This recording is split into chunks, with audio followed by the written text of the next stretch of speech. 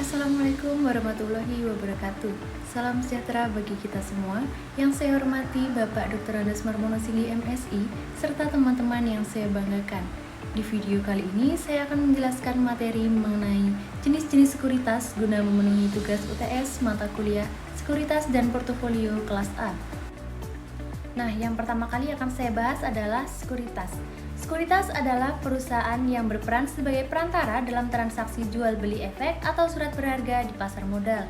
Perusahaan sekuritas dapat melakukan berbagai kegiatan, seperti yang pertama, perantara pedagang efek, di mana sekuritas ini membantu investor dalam jual beli saham, obligasi, atau instrumen pasar modal lainnya.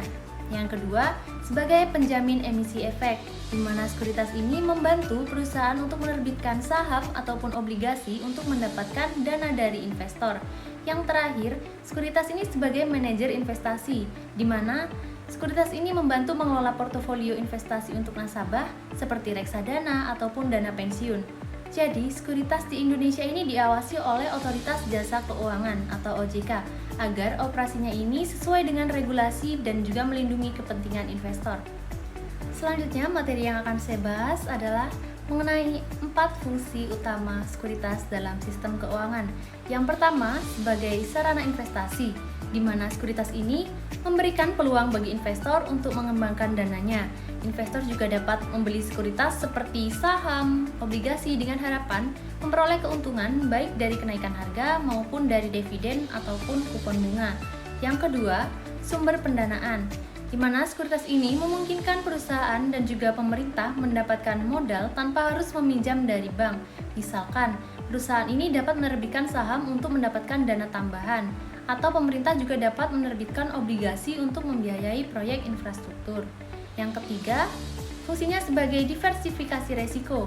Nah, di dalam investasi sendiri, resiko dapat dikurangi dengan menyebar dana ke berbagai instrumen sekuritas. Contohnya, seorang investor tidak hanya membeli saham di satu perusahaan saja, tetapi juga berinvestasi di obligasi dan juga reksadana untuk mengurangi potensi kerugian. Yang keempat, fungsinya sebagai indikator ekonomi, di mana pergerakan harga sekuritas ini, terutama di pasar saham dan juga obligasi, mencerminkan kondisi ekonomi suatu negara. Nah, jika harga saham ini meningkat, itu bisa menjadi tanda bahwa ekonomi ini sedang tumbuh. Sebaliknya, jika penurunan harga saham bisa menunjukkan adanya perlambatan ekonomi. Materi selanjutnya yang akan saya bahas di sini adalah mengenai berbagai jenis sekuritas.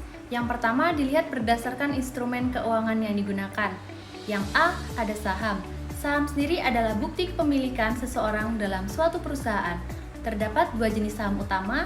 Yang pertama ada saham biasa atau common stock, di mana pemegang saham ini memiliki hak suara dalam rapat pemegang saham dan juga berpotensi mendapatkan dividen, tetapi resikonya lebih tinggi.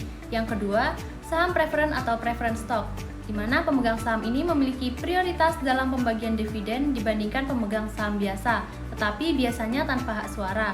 Contohnya, saham PT Bank Rakyat Indonesia Tbk dan saham PT Telkom Indonesia Tbk. Yang B, ada obligasi. Obligasi adalah surat utang yang diterbitkan oleh perusahaan atau pemerintah dengan janji pengembalian dana ditambah bunga. Jenis-jenis obligasi sendiri meliputi yang pertama obligasi korporasi, di mana diterbitkan oleh perusahaan untuk mendapatkan dana tambahan. Yang kedua ada obligasi pemerintah, ini diterbitkan oleh pemerintah untuk membiayai proyek negara. Yang ketiga ada obligasi retail, ini ditujukan untuk individu dengan nilai investasi yang lebih kecil. Dan yang keempat ada obligasi konversi, ini bisa dikonversi menjadi saham perusahaan penerbitnya, contohnya surat utang negara dan juga obligasi di PT Jasa Marga. Selanjutnya yang C ada reksadana.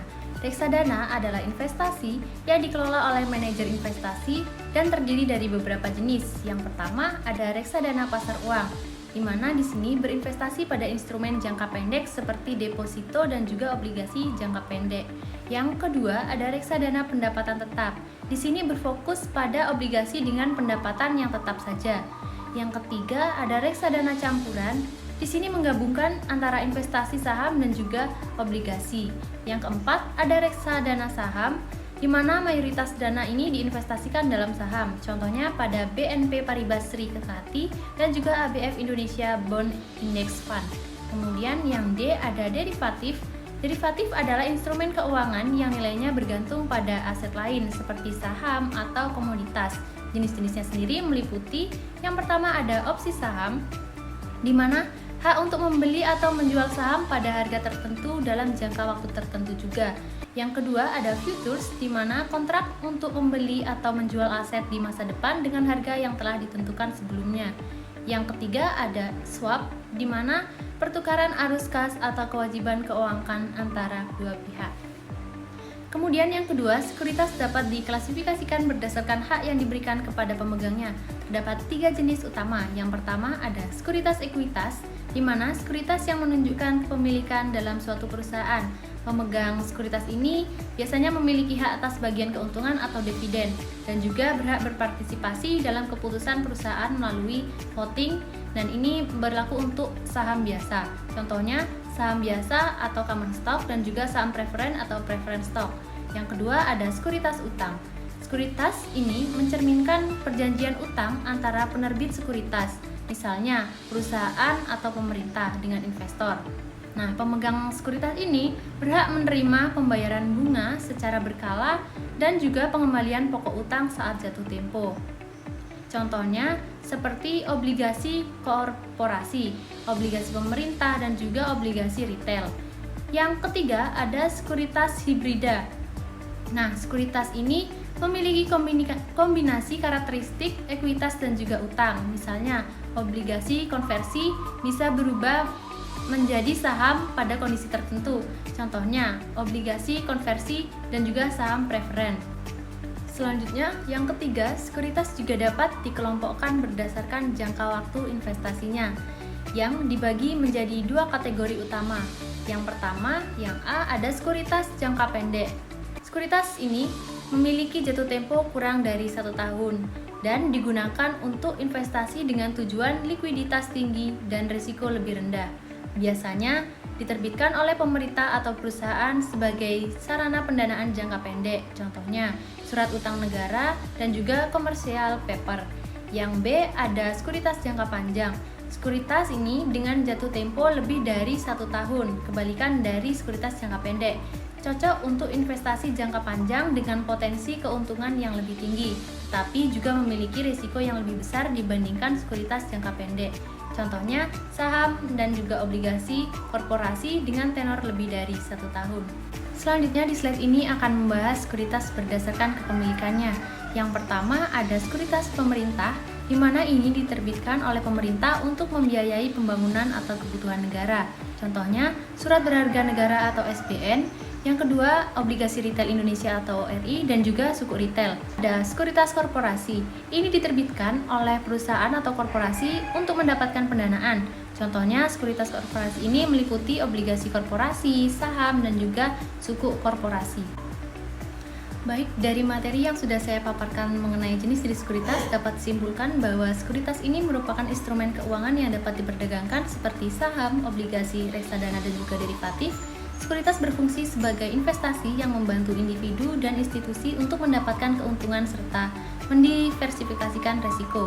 Sekuritas terbagi menjadi 2 jenis utama, yaitu ekuitas atau saham, di mana ini mencerminkan kepemilikan perusahaan. Kemudian yang kedua adalah utang atau obligasi. Ini menunjukkan pinjaman yang diberikan investor kepada penerbit obligasi. Pasar sekuritas sendiri penting bagi perekonomian karena menyediakan likuiditas dan juga membantu perusahaan untuk mendapatkan dana. Namun, investasi dalam sekuritas ini juga memiliki risiko seperti fluktuasi harga. Sekian materi yang dapat saya paparkan, kurang lebihnya saya mohon maaf. Wassalamualaikum warahmatullahi wabarakatuh.